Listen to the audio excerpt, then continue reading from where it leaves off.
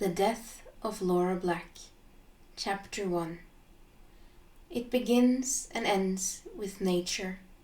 It's always there, vibrant, alive, never still, never ruined, at least not yet. Lara always returned to nature. She could never stay away for too long. Not that she had much reason to. Her home, her living, her life was in the woods. Most people had a great much to do with the woods. Only the very rich and very city-bound avoided it. Lara was neither rich nor city-bound. She was a great many things, but not that. She was just now standing outside an old abandoned house, feeling like a vulture. It had taken a while to talk herself into doing what she was about to do, but in the end her self-interest had won out. She sorely needed to buy supplies, and money was hard to come by out in the woods. So here she was, a vulture circling a rumor that had reached her the last time she'd gone into town. A ghostly house in the middle of the woods, haunted by the woman who'd once lived there. A rich old widow who'd chosen to be a recluse due to great anger. Lara didn't believe in ghost stories, but she did believe there were usually true stories behind them. Well, she was about to find out. Leaving the lovely green canopy behind, she entered the derelict old house with great reluctance. She could smell death. The old lady had died in her bed, and she still rested there. Lara avoided looking at her by now mostly skeletal remains and went about her scavenging. It wasn't exactly honest work, rummaging around a dead woman's belongings looking for valuables, but it was something that can bring in some much-needed money. And it was more honest than most of the things she'd done in her life. It was a bit sad, seeing the woman's life reduced to the dusty, mouldy cabin she now stood in. She'd lived and died alone. Perhaps there was some truth to the widow's story, and she had had a family once, but they were long gone. Lara found it all to be slightly unnerving, and a look into her own future. Not that she thought she'd live to get old, but she did think that she would die alone someday, and it would most likely be in the woods. She struck gold. Hidden under a loose floorboard was a simple wooden box. It was filled with jewelry, gold and silver. She stuffed it all into a pouch she brought with her and gave the remains a small smile. "Since you don't need it anymore," she whispered and stored the pouch away. "Another score, another dollar, right?" she asked herself before leaving the rest of the cabin as she'd found it. Her horse was a fine young stallion she'd named Hermes, winged messenger of gods and faithful companion to her. She hadn't had him for that long, just a month or so, but they were getting along just fine. He steadfast carried her home to her own little cabin in the woods. It was a tiny thing, and the roof had collapsed on half of it, but it still had a fireplace and room for a bed, or rather, a bunch of blankets and pillows on the floor. It worked for her. She didn't have much in ways of belongings. Most of her things were constantly packed in her satchel or saddlebags in case she had to move on quickly. The cabin was just convenient shelter. Very convenient at the moment, as it had started raining on her way back. She got inside, shook the water off her hat, put it on the mantelpiece, and kicked off her boots. She also got a fire going in the fireplace before getting out of her wet clothes. Her shirt and pants peeled off like a second layer of skin.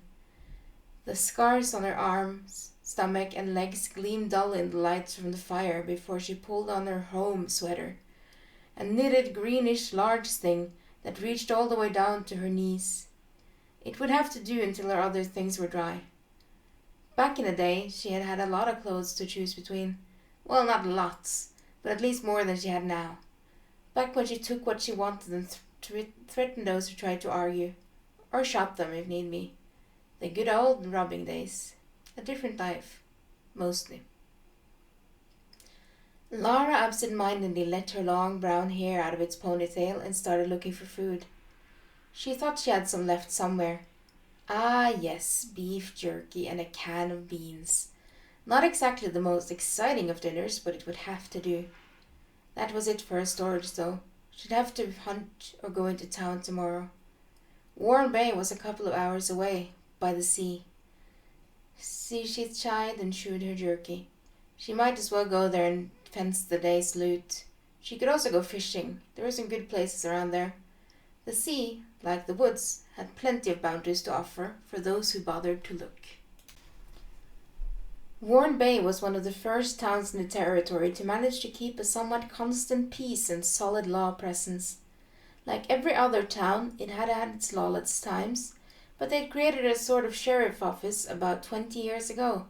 After a few blood-soaked years, things had calmed down.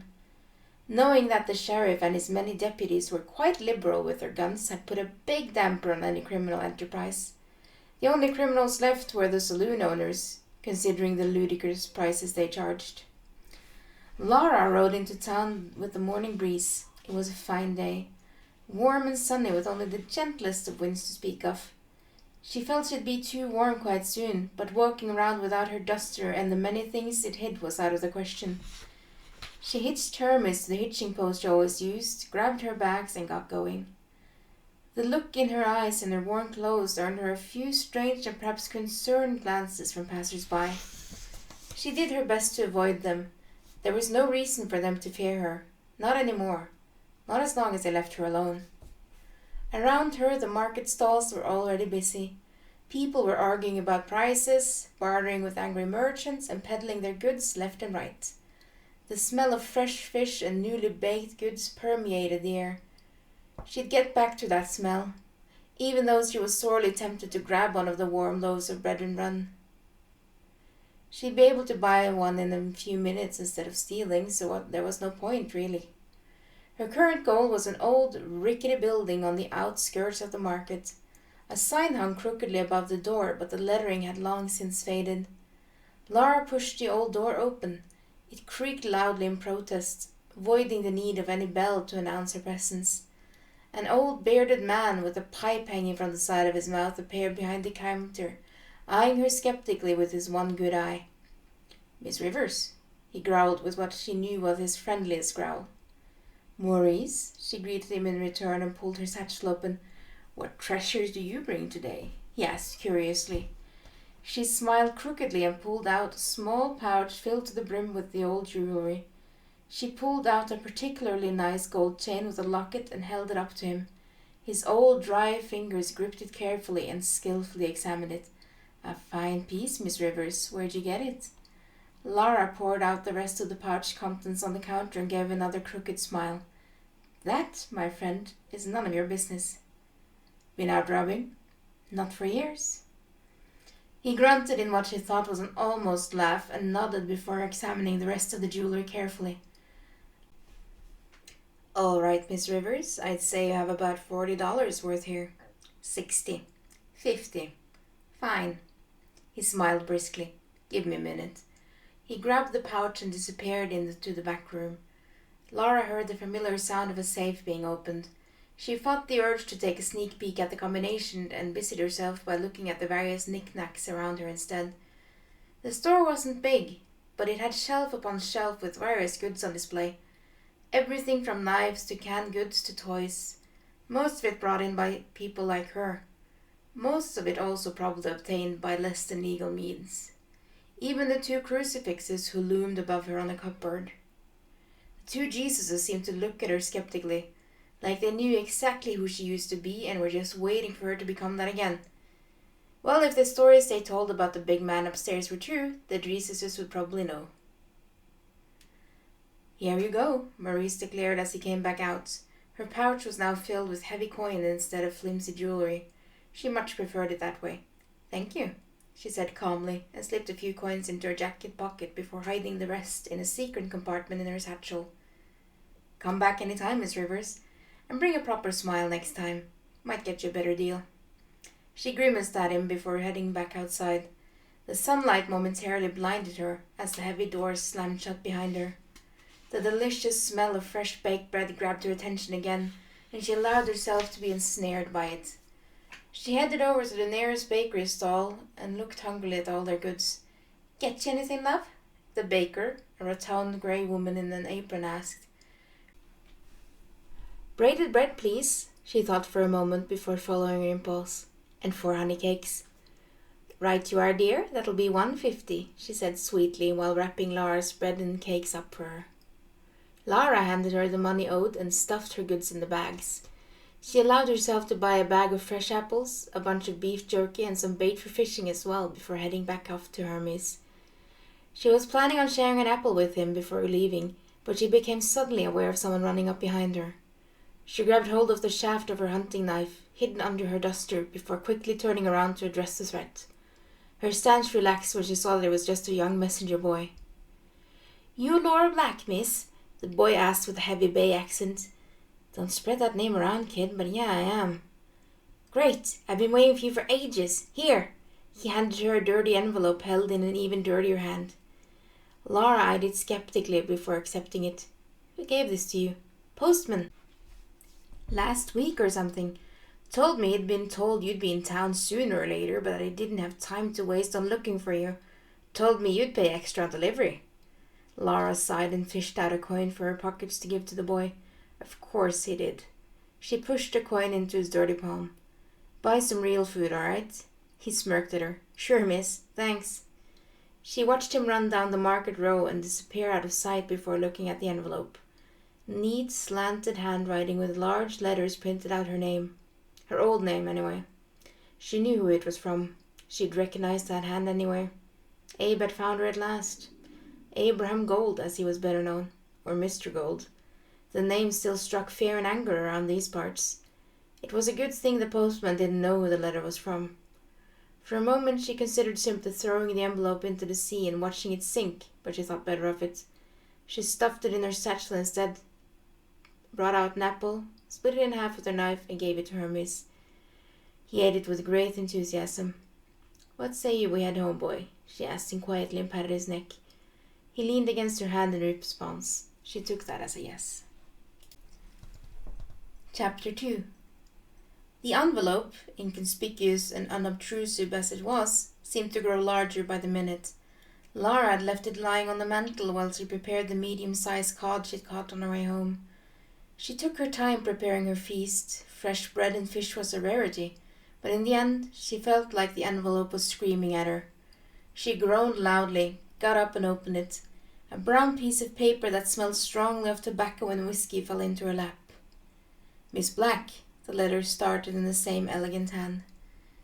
"We have made considerable effort to track you down, mostly to make sure you are well. We want to respect your wishes to be alone, but feel you should be made aware that Mr. Red has been taken. We don't know where he is, though we have some ideas. If you still care, perhaps you'd like to help reclaim him before he is damaged beyond repair. Gold." Lara didn't realize her hands were shaking before she dropped the letter. Mr. Red meant Mr. Reeves, Marius Reeves. Marius meant home. At least he had once, before she'd up and left him behind along with the rest of them. Well, that hardly mattered now. Marius didn't matter now. She had freedom, money, a life, sort of. He'd chosen differently. The consequences of that were his to deal with. She nodded to herself and tucked the letter back into its envelope. She had a proper meal to get back to. She would let the ghosts of the past be. Laughter pervaded the air around them. Marius' laugh was the loudest. Lara found him standing right next to her, his reddish hair blowing in the wind, his blue eyes alight with life. She yelled something at him, but she couldn't quite remember what it was.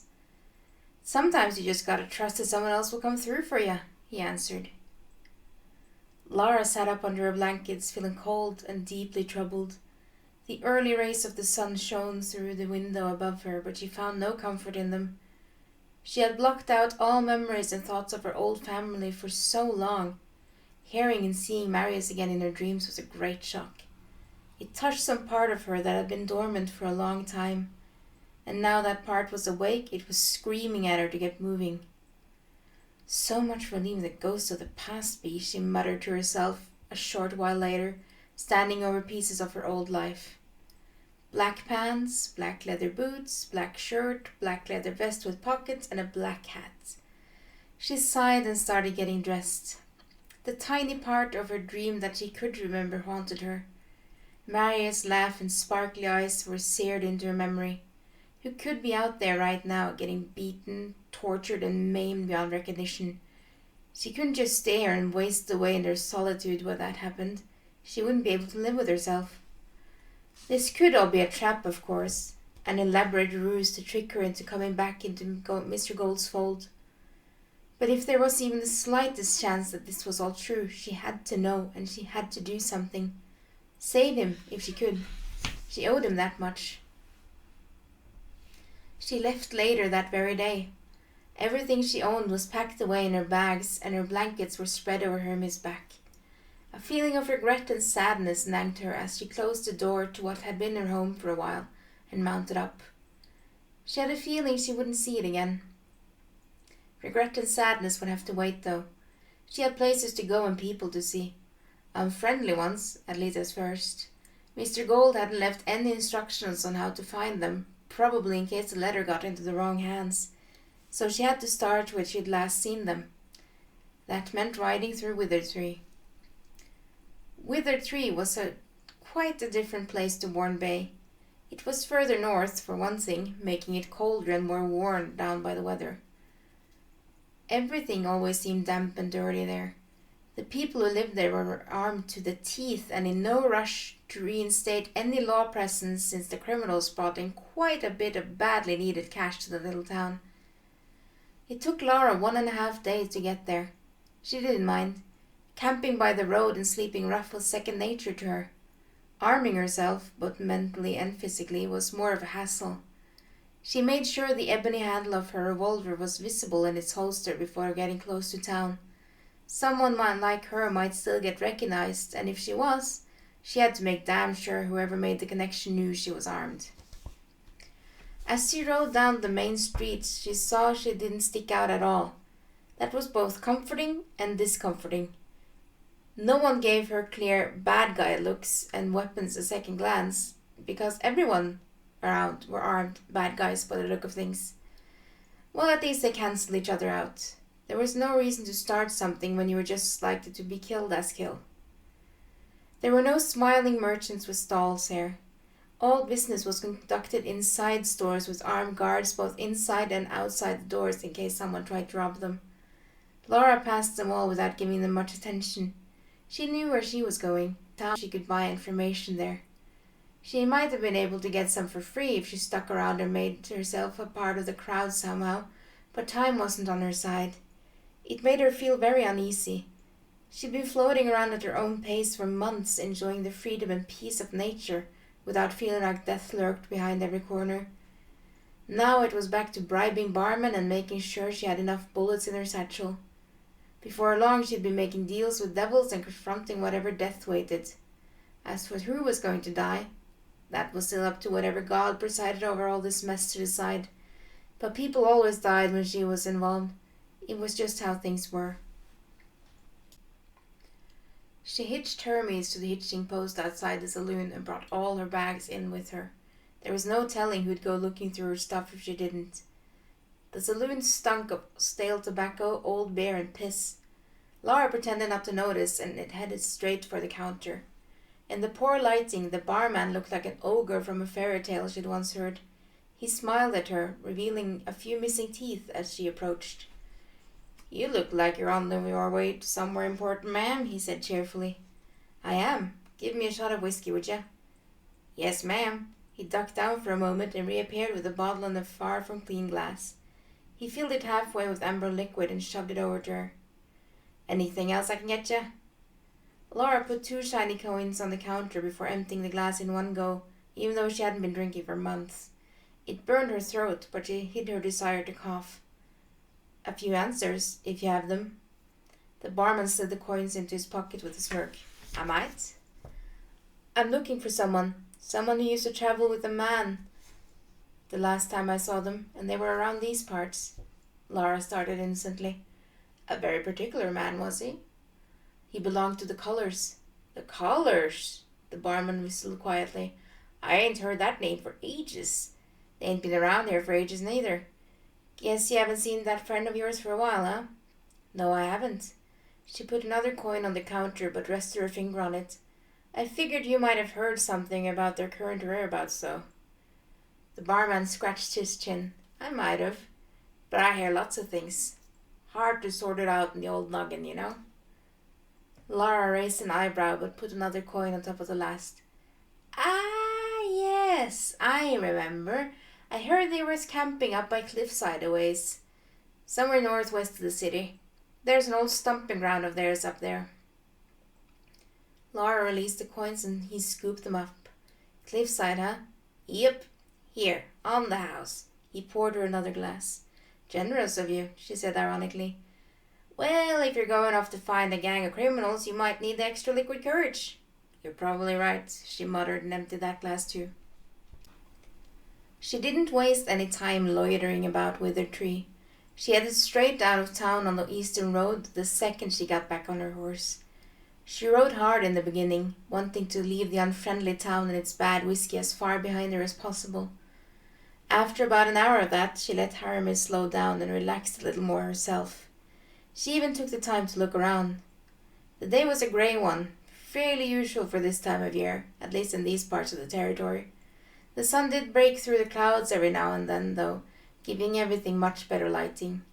Trees, grass, and small bushes all thrived along the side of the road here. Oak trees, birch trees, and pine trees all loomed a little further in. The landscape couldn't quite decide what type it liked best, it seemed. She'd been there before. She remembered liking the scenery then too. It had seemed peaceful to her, riding with a bunch of criminals through rugged terrain. Perhaps it was because it was scarcely populated, and they rarely committed many sins around here. There wasn't really a lot of people around to sin against. There's no reason to steal from folk that don't have anything worth stealing, Abe told her and patted her softly on the back. Lara looked longingly at the little farm they were passing, eager to prove herself as a good burglar one more time. How'd you know they ain't got nothing worth stealing? She demanded, her heavy accent and poor pronunciation revealing her pedigree. She turned fully towards him in her seat. They were sitting in the first wagon of their little trail. Behind them came two more, filled to the brim with all their belongings and what they needed to make a new camp. See how they work the land? See how small their pasture is, and their field? They got one cow and hardly more land than what they need to keep themselves going. They don't have any money to spend on fancy things. If they got any valuables they haven't sold yet, it'll be heirlooms, and we're better than taking that from folk. The conversation played through Lara's head as she rode past an abandoned little farm she had once considered robbing. The people who lived there seemed to have met their end without her interference anyway. She had been little more than a child back then, 13 at the most, ready to be raised and molded by the people who took her in. She wished she could say that wanting to steal from impoverished farmers was the worst thing she'd done, but it wasn't, not by a long shot. She was following the ghost of her own past. At least it felt like it as she stopped Hermes a few feet off the road near a small river of water that merrily trickled down from a larger lake up north. She'd camped there before. They all had. Good boy, Hermes, she praised as she dismounted.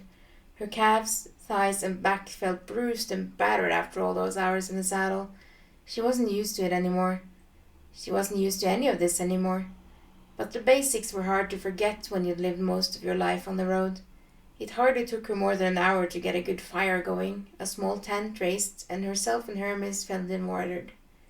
He seemed happy enough. His tail swished back and forth every now and then as he grazed around the trees he was hitched to. It was a good thing he was still good and strong. He'd see her through. The moon shone down on her and the scenery around her. Lara was tired, but not tired enough to fall asleep. Not under these circumstances. So she moved over to the river, sat down in the grass, and listened to it move for a while. The sound of water always calmed her down. She was dead usual back at the big ranch house. Got in, scoped the place, and got out with all the gossip. No questions asked. Wouldn't have found half the stuff without her, Mr. Silver said before taking a swig of his beer. She's just a kid, Abe. It ain't right sending her in on jobs. Miss Green had argued quietly, concern obvious in her voice. What ain't right is not using a good asset when we got it, Silver retorted. Mr. Gold cleared his throat, and all was quiet for a minute before he decided to speak. I hear and share your concern, Miss Green, but you didn't see her before. Young Miss Black was involved in crime long before I found her, through no fault of her own. The world has turned her heart black. She's never known kindness or family before. She might get that here with us. We can give her a home, a family, and still make use of her skills when we seem fit. Miss Green shook her head. I hope you're ready to deal with the consequences if you raise this little girl to be a full-blown criminal. Lara had been awake for the first conversation they'd all had about her after Mr. Gold brought her back to their camp. It had been hard to fall asleep around people for the longest time. She hadn't trusted anyone, not even Mr. Gold. Sure, he'd gotten her out of the hell she'd been in since birth. He'd given her free food, clean clothes, and a place to stay. But for what purpose? She was no stranger to the dark desires of men and their violent tendencies, although she was just a kid. It took her days to sleep properly among the colors. Weeks to stop reaching for her knife every time someone touched her. Months to trust. And even then, she only trusted a very select few. Marius became one of those selected few shortly after entering her life. Mr. Gold was another. Lara sighed and wrapped her arms around her legs. What was happening to Marius now? She knew the different torture techniques people could use well. She dearly hoped none of those were being used on him.